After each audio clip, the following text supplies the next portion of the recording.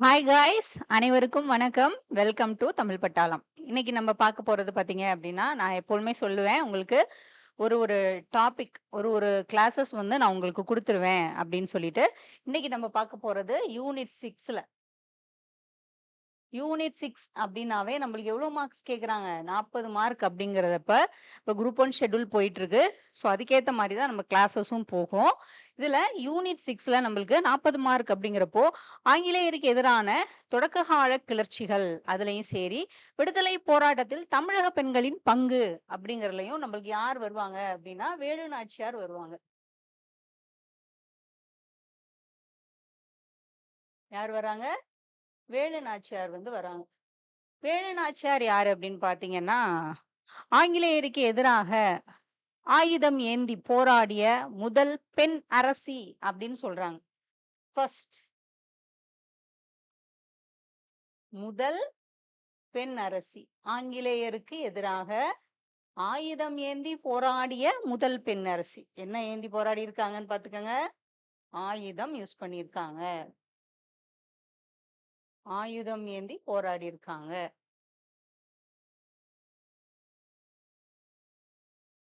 ஆயுதமேந்தி போராடிய முதல் பெண் அரசி அப்படின்னு சொல்லியிருக்காங்க. அதே மாரியே முதல் பெண் ஆட்சியாளரும் இவங்க தான். முதல் பெண் ஆட்சியாளர். ஆயுதமேந்தி போராடிய முதல் பெண் ஆட்சியாளர் அப்படின்னாலும் நம்மளுக்கு வேலு நாச்சியாரை தான் குறிப்பிடுவாங்க. வேலு நாச்சியாரினுடைய காலம் பார்த்தீங்கன்னா 1730 1796. இது நான் உங்களுக்கு 10த்தும் 11த்தும் ஹிஸ்டரி புக்ல இருக்கக்கூடியது தான் உங்களுக்கு நான் நடத்துறேன். ஹிஸ்டரி புக்ல இருக்கிறத தான் நடத்துவேன். 10த் ஹிஸ்டரி, 11த் ஹிஸ்டரி நீங்க அத படிச்சிருக்கணும். அத படிச்சுட்டு இந்த வீடியோ பார்த்தீங்கன்னா, இன்னும் நல்லா புரியும். இல்ல நம்ம வீடியோ பார்த்துட்டு நீங்க ஒன்ஸ் புக்ஸ் ரீட் பண்ணீங்கனாலும் உங்களுக்கு இது நான் நடத்துறது ஃபுல்லாவே அந்த 2 புக்கையும் உங்களுக்கு பார்த்து நல்லபடியா தான் நான் நடத்தி முடிச்சுருவேன். அதையும் நீங்க கிளாஸ் பார்த்து நோட்ஸ் எடுத்துட்டாலும் என்ட்ட புக்ஸ் இல்ல அப்படிங்கிறப்போ, அந்த கிளாஸஸ் பார்த்து கூட நீங்க நோட்ஸ் எடுத்துக்கலாம். ஸோ 10த் புக்கும் 11த் ஹிஸ்டரி புக்கும் தான். காலம் பாருங்க 1730 1796 அப்படிங்கிறப்போ, இவங்க எங்க பிறக்குறாங்க அப்படின்னு பார்த்தீங்கன்னா, ஆ சேதுபதி மன்னர்கள் இருப்பாங்க. சேதுபதி மன்னர்கள். எந்த பகுதியில இருக்காங்க?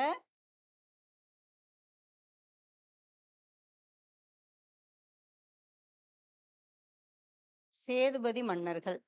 யார் யாரு அப்படின்னு பார்த்தீங்கன்னா, எங்கெங்க இருக்காங்க அப்படின்னா, ராமநாதபுரம்,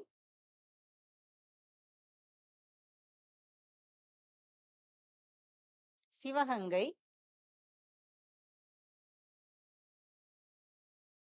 ராமநாதபுரம், சிவகங்கை, விருதுநகர்,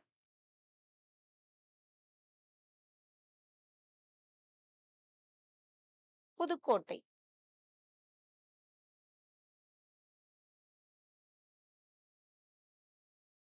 புதுக்கோட்டை. எங்கெங்கன்னு பாருங்க. ராமநாதபுரம், ராமநாதபுரம், சிவகங்கை, விருதுநகர், புதுக்கோட்டை இந்த பகுதிகள்லாம் சேதுபதி மன்னர்கள் ஆட்சி பண்ணிட்டு வராங்க. இதுல ராமநாதபுரம் மன்னர் இருக்காரு.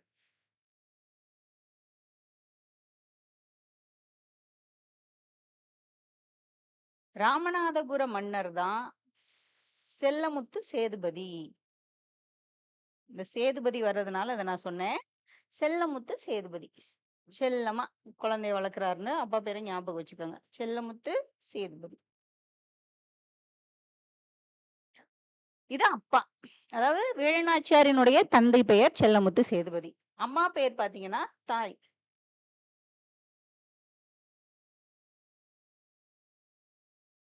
சக்கந்தி முத்தாத்தாள். சக்கந்தி முத்தாத்தாள்.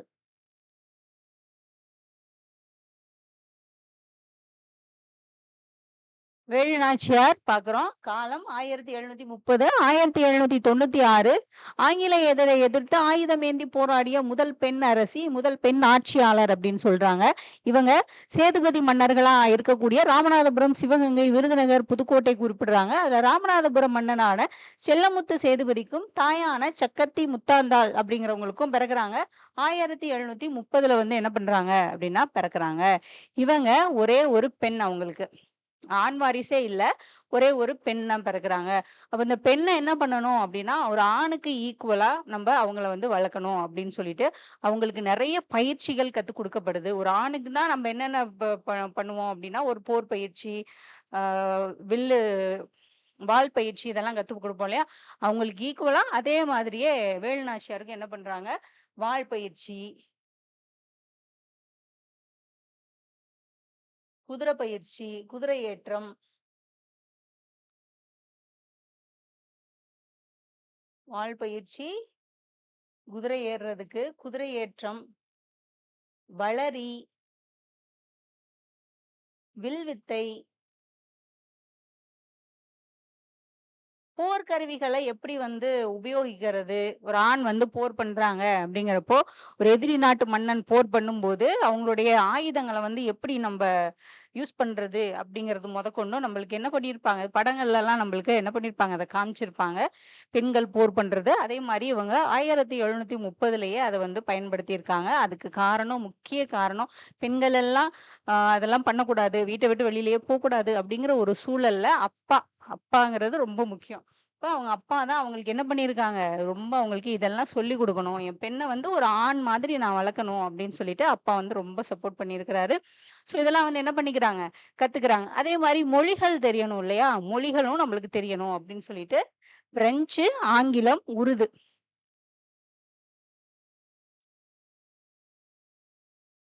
பிரெஞ்சு, ஆங்கிலம், உருது மொழி. வேலுநாச்சியார் கற்றறிந்த மொழிகள். கேள்வி வந்து உங்களுக்கு எப்படி வேணாலும் அமையலாம். கேள்வி எப்படி இருக்கும் அப்படின்னு பார்த்தீங்கன்னா, காலம் கேட்பாங்க, பெற்றோர்கள் கேட்பாங்க, என்னென்ன வித்தைகள் கத்துருக்காங்க அப்படி சொல்லி கேட்கலாம். இல்லாட்டி மொழிகள், என்னென்ன மொழிகள் தெரிஞ்சிருக்கிறாங்க அப்படின்னு சொல்லிட்டு இடையில ஏதாவது ஒரு மொழிகள ஆட் பண்ணிட்டு, கூற்று காரணத்தில நம்மளுக்கு என்ன பண்ணுவாங்க கேட்பாங்க. ஸோ பிரெஞ்சு மொழி, ஆங்கிலம், உருது இந்த மொழிகள்லலாம் வந்து புலமை மிக்கவரா இருந்திருக்காங்க வேலு நாச்சியார். இவங்களுக்கு 16 வயதுல திருமணம் நடக்குது. 16 வயது. 1746. 16 வயசு அப்படிங்கிறப்போ 1746ல அவங்களுக்கு திருமணம் பண்ணி வைக்கிறாங்க.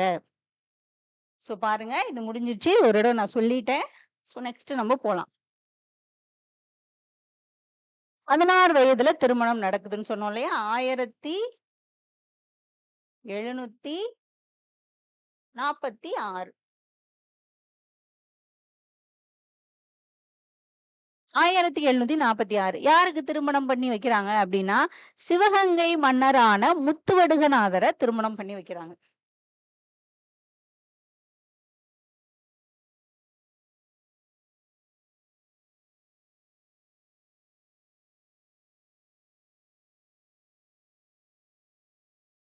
சிவகங்கை மன்னர் முத்துவடுகநாதர்.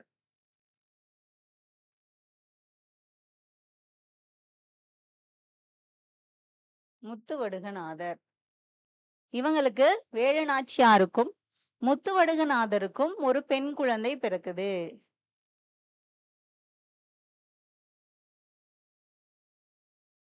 வேலு நாச்சியாருக்கும், முத்துவடுகநாதருக்கும் என்ன குழந்தை? பெண் குழந்தை. பெண் குழந்தையோட பேர் என்னது? வெள்ளச்சி நாச்சியார்.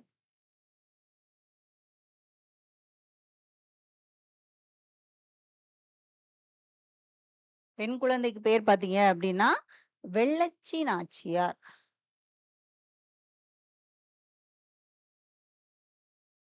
ஸோ ஆங்கிலேயர்கள் வந்து என்ன பண்றாங்க, நம்ம சொல்லியிருக்கோம். ஆற்காடு நவாப் இருப்பாரு இல்லையா? அவர் வந்து என்ன பண்ணிடுறாரு, இந்த வரி வசூல் செய்யக்கூடிய உரிமைய வந்து பாளையக்காரர்கள் புரட்சியில வந்து நம்ம படிச்சிருக்கோம். ஸோ இவங்களுடைய கோட்டை வந்து தாக்கப்படுது. என்னது? சிவகங்கை மன்னரினுடைய கோட்டை வந்து தாக்கப்படுது. காளையார் கோயில் அப்டின்னு சொல்லுவாங்க. சிவகங்கை மன்னருடைய பிளேஸ் தான் காளையார் கோயில். இந்த காளையார் கோயில்ல ஆங்கிலேயர்கள் வந்து தாக்குறாங்க. யார் பார்த்தீங்கன்னா, ஆற்காடு நவாப்.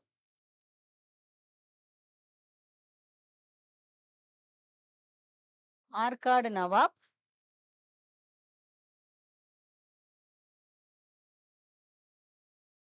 லெப்டினன்ட் கர்னல் பான்ஜோர். லெப்டினன்ட் கர்னல் பான்ஜோர். இவங்க என்ன பண்றாங்க அப்படின்னா, காளையார் கோயில முற்றுகையிடுறாங்க. இந்த காளையார் கோயில்ல போர் நடக்குது. இந்த போர்ல முத்துவடுகநாதர் வந்து இறந்து போயிறாரு. முத்துவடுகநாதர் கொல்லப்படுறாரு.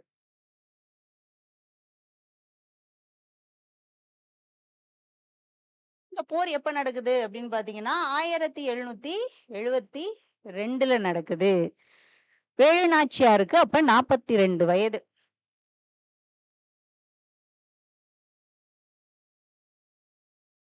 16 வயசுல கல்யாணம் ஆகுது. 1746ல கல்யாணம் ஆகுது. அப்ப பார்த்தீங்க அப்படின்னா, சிவகங்கை மன்னரான முத்துவடுகநாதருக்கும், வேலு நாச்சியாருக்கும் ஒரு பெண் குழந்தை பிறக்குது. அவங்க தான் வெள்ளச்சி நாச்சியார். ஸோ நல்லபடியா தான் காலங்கள் போயிட்டுருக்கு. அதுல 1772ல காளையார் கோயில், சிவகங்கை மன்னரினுடைய அந்த காளையார் கோயில் அப்படிங்கிற இடம் வந்து தாக்கப்படுது.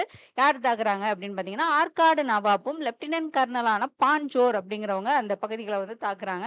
ஸோ போர் ஸ்டார்ட் ஆகும்போது இங்க என்ன ஆகும் அப்படின்னா, காளையார் கோயில்ல வந்து முத்துவடுகநாதர் வந்து கொல்லப்படுறாரு 1772ல. அ வெள்ள வேலு நாச்சியார் என்ன பண்றாங்க, அவங்க மகளான வெள்ளச்சி நாச்சியாரோட சேர்ந்து தப்பிச்சு போயிடுறாங்க. நாட இழந்துட்டாங்க. அதனால தப்பித்து போயிடுறாங்க. தப்பிச்சு எங்க போறாங்க அப்படின்னு பார்த்தீங்கன்னா, திண்டுக்கல். திண்டுக்கல் விருப்பாட்சி அப்படின்னு ஒரு இடம் இருக்கு. திண்டுக்கல்ல திண்டுக்கல் டூ பழனி. இப்ப கூட இருக்கு. திண்டுக்கல் டூ பழனி செல்லக்கூடிய வழியில விருப்பாட்சி.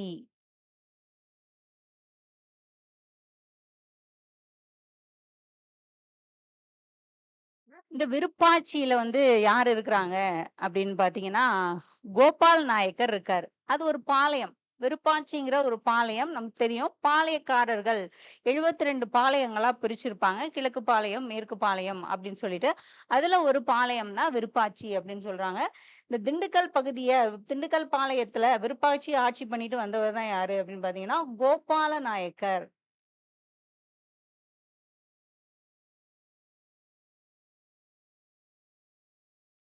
கோபால நாயக்கர். இந்த கோபால நாயக்கர் தான் என்ன ஏற்படுத்துவாரு அப்படின்னு பார்த்தீங்கன்னா, தென்னிந்திய கூட்டமைப்பு அப்படின்னு ஒண்ணு ஏற்படுத்துவாரு. என்ன ஏற்படுத்துறாரு? தென்னிந்திய கூட்டமைப்பு, திண்டுக்கல் கூட்டமைப்பு. இவரும் ஆங்கிலேயர எதிர்த்துட்டு இருந்தவர் தான். அதனால தான் அவங்க கிட்ட கேட்டு உதவியில இருக்காங்க. திண்டுக்கல் கூட்டமைப்பு, சாரி தென்னிந்திய கூட்டமைப்பு, திண்டுக்கல் கூட்டமைப்பு.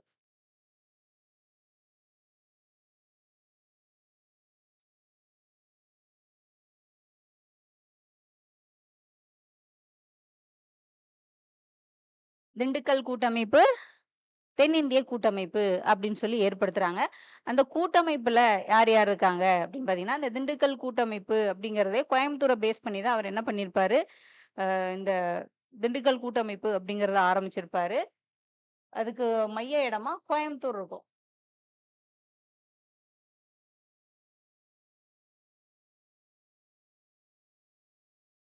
இந்த திண்டுக்கல் கூட்டமைப்புல யார் யார் இருக்காங்க அப்படின்னு பார்த்தீங்கன்னா,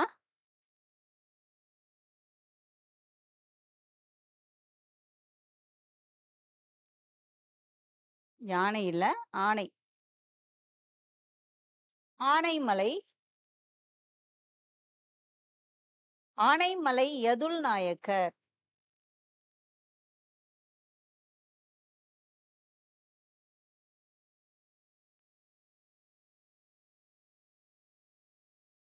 தேவதானப்பட்டி,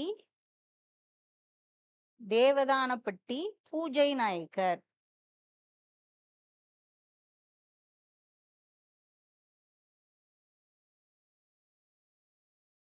மணப்பாறை, மணப்பாறை லக்ஷ்மி நாயக்கர்.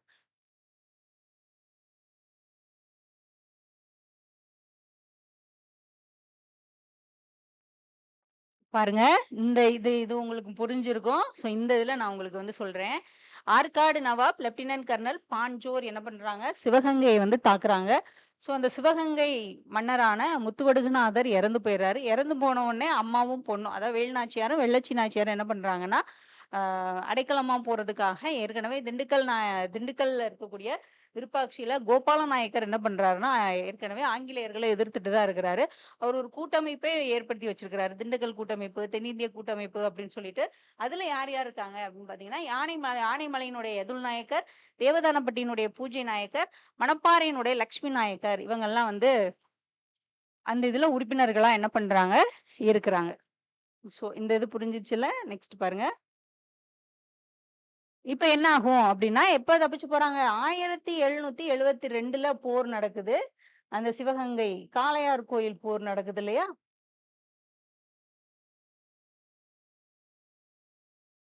அந்த இடத்துல இருந்து தப்பிச்சு போயி, இப்ப கோபால நாயக்கர்ட்ட போய் அடைக்கலமா இருக்கிறாங்க. வேலுநாச்சியாருக்கு ஆதரவு யார் யாரு குடுக்குறாங்க? வேலுநாச்சியார் தனி ஒரு பெண்மணியா எப்படி வந்து அவங்க சாதிக்க முடியும்? அப்ப முடியாது இல்லையா? அப்ப நெறைய பேரு அவங்களுக்கு உதவி வந்து தேவைப்படும்.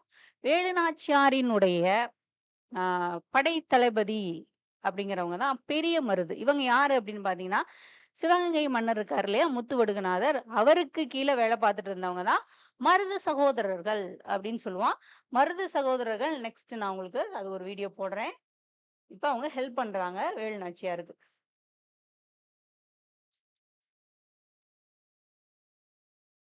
இந்த மருது சகோதரர்கள்ல பெரிய மருது பார்த்தீங்கன்னா, படை தளபதி. பெரிய மருது படை தளபதி. சின்ன மருது இவங்களும் ஆங்கிலேயர எதிர்க்கிறவங்க தான். முத்துவடுகநாதரினுடைய இதுல வந்து இருந்தவங்க. சின்ன மருது பார்த்தீங்கன்னா, ஆலோசகர்.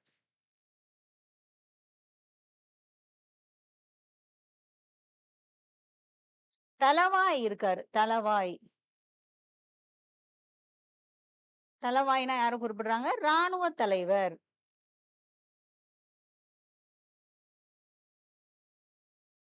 தளவாய் அப்டின்னா, ராணுவ தலைவர் தாண்டவராயர்.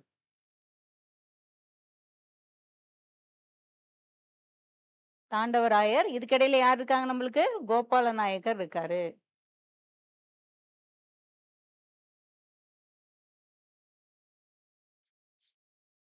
கோபால நாயகர் இருக்காங்க. முக்கியமா படைகள் குடுத்து உதவி பண்றது யாரு அப்டின்னா, மைசூரினுடைய ஹைதர் அலி.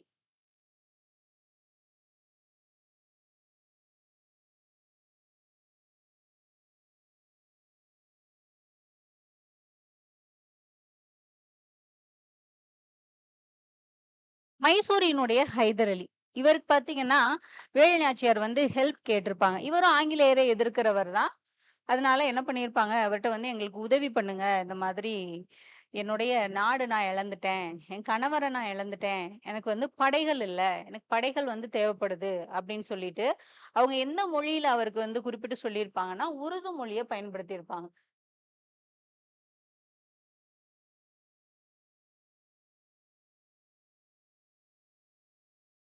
உருது மொழியில பயன்படுத்தி அவருக்கு வந்து தன்னுடைய பிணக்குகள் ஆங்கிலேயருடனான ஏற்பட்ட பிணக்குகள் பத்தி அவங்க குறிப்பிட்டு சொல்லியிருப்பாங்க.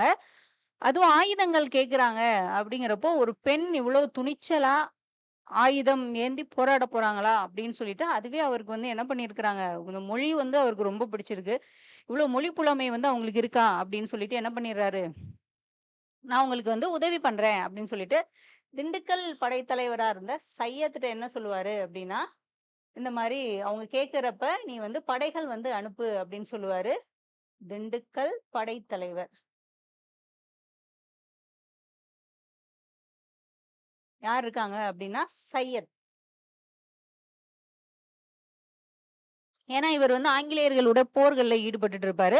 அதனால திண்டுக்கல் படைத்தலைவரான சையத்ட்ட என்ன சொல்றாரு அப்படின்னா, அவங்க கேட்கும்போது படைகள் அனுப்பு அப்படின்னு சொல்லிட்டு, எவ்வளோ படைகள் குடுக்குறாங்கன்னா, 5000 காலாட்படைகள். 5000 காலாட்படைகள், 5000 குதிரைப்படைகள் குடுக்குறாங்க. 5000 குதிரைப்படைகள்.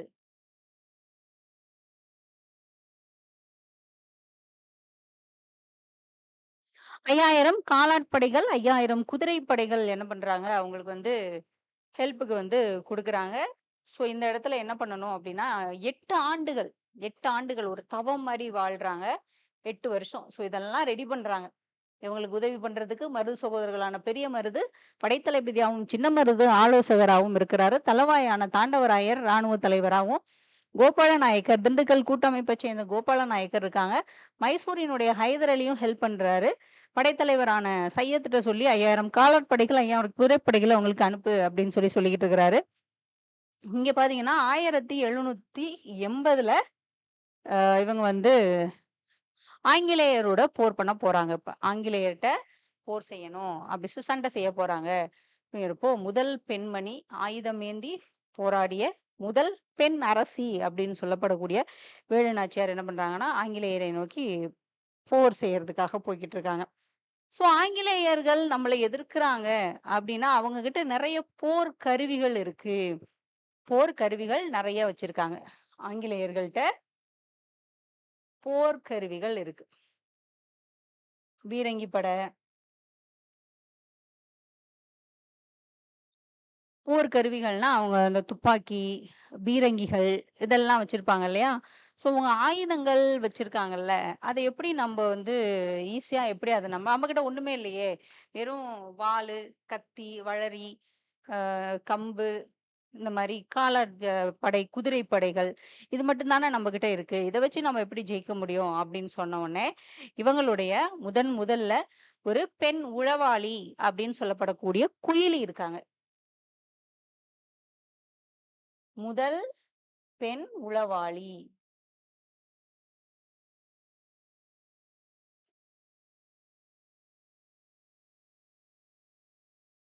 இவங்க என்ன படைப்பிரிவை சேர்ந்தவங்க அப்படின்னா, உடையாள் அப்படிங்கிற பெண்கள் படைப்பிரிவை சேர்ந்தவங்க.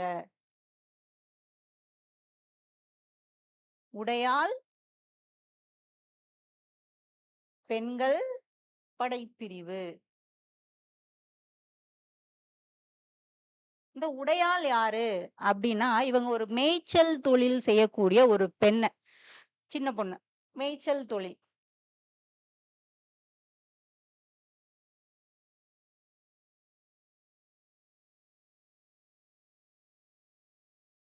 ஆடு, மாடு மேய்க்கிறவங்க. மேய்ச்சல் தொழில் பண்ணக்கூடிய ஒரு சிறிய பெண்மணி.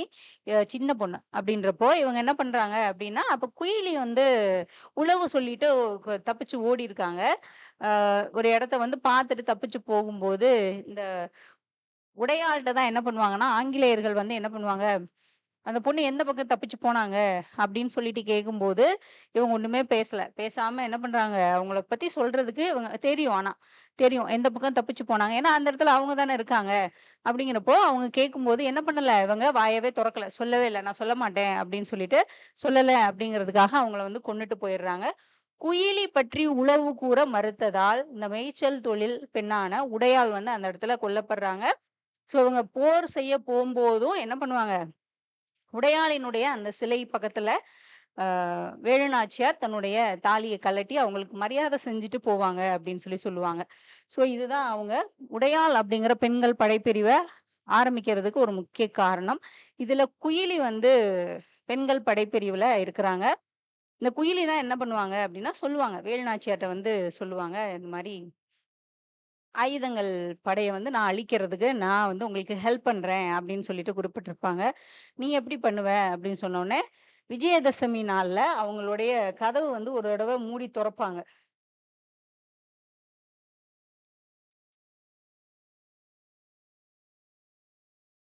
அந்த விஜயதசமி நாள்ல என்ன பண்ணுவாங்கன்னா, ஒரு தடவ கதவு மூடி ஓப்பன் பண்ணி குளோஸ் பண்ணும்போது, நான் அந்த கேப்ல நான் உள்ள போயிர்றேன். அப்ப உள்ள போயிட்டு நான் உங்களுக்கு நம்ம சொல்லுவோம்ல, சிக்னல் அனுப்புறேன் அப்படின்னு சொல்லிட்டு, நான் உங்களுக்கு அனுப்புறேன். நீங்க என்ன பண்ணிருங்க, அத ஃபாலோ பண்ணி நீங்க எல்லாரும் அப்போதைக்கு அந்த இதுல வந்து உள்ள வந்துருங்க. அந்த தொறந்து மூடுற அந்த டயத்துல வந்து நான் உங்களுக்கு அனுப்பும்போது நீங்க வந்துருங்கன்னு சொல்லிட்டு போயிருப்பாங்க. ஸோ, அதே மாதிரி அவங்க உள்ள போனதுக்கப்புறம் திடீர்னு வெடிக்கிற சவுண்ட் வந்து கேட்கும். அந்த வெடி மருந்துலாம் இருக்கக்கூடிய, அந்த பீரங்கிகள்லாம் இருக்கக்கூடிய பிளேஸ்ல வந்து நெருப்பு புகையா கெளம்பும். அத பார்த்துட்டு என்ன பண்ணுவாங்க, ஓகே நம்மளுக்கு சிக்னல் குடுத்துட்டாங்க குயிலி அப்படின்னு சொல்லிட்டு இவங்க எல்லாரும் உள்ள படைகள் போயி, ஆங்கிலேயர்கள் கூட வேலு நாச்சியாரினுடைய படைகள் என்ன ஆகுது இந்த இடத்துல சண்டைகள் வந்து தொடங்குது. இந்த சண்டை வந்து முடியுது. நெறைய பேரு இறந்து போயிடுறாங்க. கடைசியில வெற்றி யாருக்கு கிடைக்குது அப்படின்னு பார்த்தீங்கன்னா, வேலு நாச்சியாருக்கு தான் கிடைக்குது.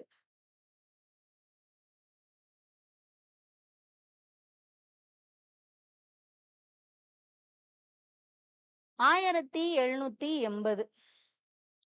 ஸோ வேலு நாச்சியாருக்கு 50 வயசு. பாருங்க 8 ஆண்டுகள் விருப்பாட்சியில அவங்க தங்கியிருக்காங்க. எத்தன ஆண்டுகள் அப்படின்றது கூட கொஸ்டினா உங்களுக்கு அமையும். 8 ஆண்டுகள். இந்த 8 ஆண்டுகள் தங்கி ஒரு தவமாரி பண்ண ஒரு போர் என்ன ஆகுது அப்படின்னா, இங்க வெற்றி வந்து அவங்களுக்கு கிடைச்சிருது. வேலு நாச்சியார் வந்து ஜெயிச்சிடுறாங்க. ஏன்னா இவ்வளோ பேரினுடைய உழைப்பு அப்படிங்கிறது அவங்களுக்கு வந்து இந்த இடத்துல எல்லாரும் உதவி பண்ணதுனால, ஹைதர் அலி படைகள் குடுத்து உதவி பண்ணதுனால அவங்களால வெற்றி அடைய முடிஞ்சிருக்கு. முடிஞ்சிருச்சு, போர் முடிஞ்சிருச்சு அப்படிங்கிறப்போ என்ன பண்றாங்க, குயிலி எங்க? இதுக்கு எல்லாத்துக்கும் காரணமா இருந்தது அவங்க தானே. நான் போய் அந்த ஆயுத கிடங்க என்ன பண்றேன், இது பண்ணிடுறேன் அப்படின்னு சொல்லிட்டு போனது அவங்க தானே. அவங்க எங்கன்னு கேட்கும்போது, அவங்க தன்னுடைய உடம்புல தான் எண்ணெய் ஊத்தி தீ வச்சுட்டு அந்த இடத்தையே அழிச்சிருக்காங்க அப்படின்னு சொல்லிட்டு அவங்க சொல்றாங்க. இத கேட்ட உடனே இவ்ளோ இவ்ளோ உயிர் தியாகம் பண்ணியிருக்காங்களே அப்படின்னு சொல்லிட்டு அவங்கள நினைச்சு ரொம்ப இவங்க மனம் வந்து வருத்தடைறாங்க, பெருமைப்படுறாங்க. சரிங்களா? இப்ப வேலு நாச்சியார் 1780ல கோ திரும்பி வந்து சிவகங்கைய வந்து மீட்கிறாங்க. சிவகங்கை மீட்கப்படுது. திரும்பவும் 1783ல திரும்பவும் ஆங்கிலேயர்கள் சிவகங்கைய வந்து தாக்குவாங்க. திரும்பவும் வந்து தாக்குறாங்க. அந்த டயத்துல மருது பாண்டியர்கள், மருது சகோதரர்கள் என்ன பண்ணுவாங்கன்னா, ஒரு அரணா இருந்து அந்த கோட்டைய சிவகங்கை கோட்டைய வந்து பாதுகாக்குறாங்க. அதனால அவ்வளோ தூரத்துக்கு பாதிப்பு வந்து இல்ல. இப்ப இந்த சிவகங்கை மன்னரா வெள்ளச்சி நாச்சியார கல்யாணம் பண்றவர் தான்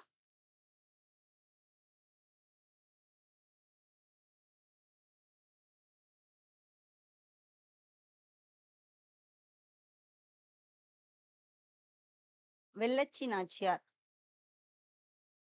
வெள்ளச்சி நாச்சியார் யாரு? வேலு நாச்சியாருடைய பொண்ணு.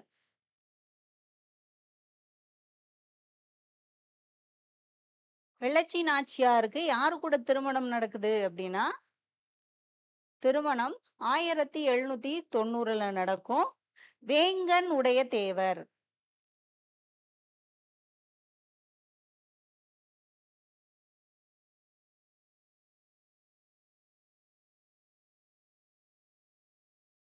வேங்கன் உடைய தேவர் கூட திருமணம் நடக்குது. இப்ப சிவகங்கை மன்னரா யார் இருக்காரு அப்டின்னு பார்த்தீங்கன்னா, வேங்கன் உடைய தேவர் தான் இருக்காரு.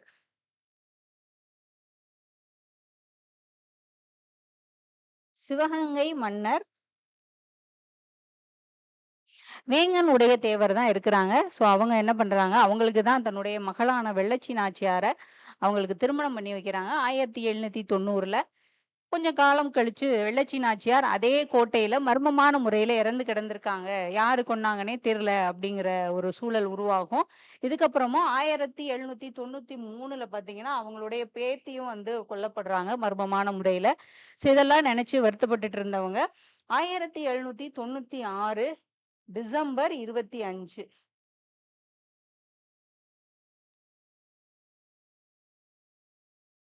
இறப்பு.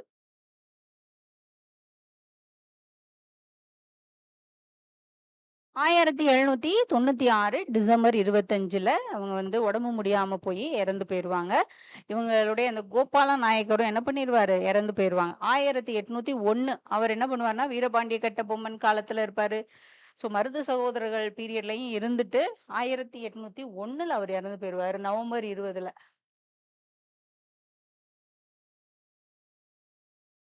வேலு நாச்சியாரினுடைய காலம் 1730ல ஆரம்பிச்சு 1796 வரைக்கும் இருக்கும். ஒரு வீடியோலயுமே நான் உங்களுக்கு தனித்தனியா ஒரு வீடியோ கிளாஸ் அப்படின்றது போட்டுட்டு இருக்கேன். இப்போ குரூப் 1க்கான டெஸ்ட் பேட்ச் போயிட்டு இருக்கறனால, ஸோ அதுக்கு ரிலேட்டடா தான் உங்களுக்கு வந்து நான் கிளாஸஸ் நடத்திட்டு இருக்கேன். உங்களுக்கு யூஸ்ஃபுல்லா இருக்கும். நெக்ஸ்ட் அடுத்த ஒரு வீடியோல பார்க்கலாம். Thank you.